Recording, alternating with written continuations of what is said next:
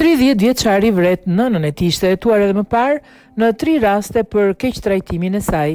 Një ngjarje tragjike është shënuar në fshatin Restelic të Dragashit, ku një 30 vjeçar me inicialet FB ka vrarë nënën e tij.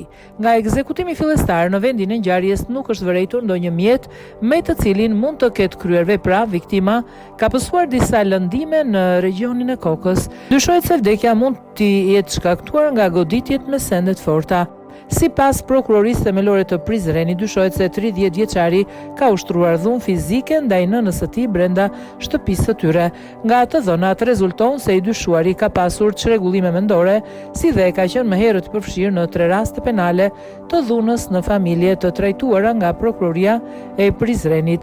Prokuroria ka njoftuar se një rast është trajtuar gjatë vitit 2024, ndërsa 2 raste të tjera gjatë vitit 2021.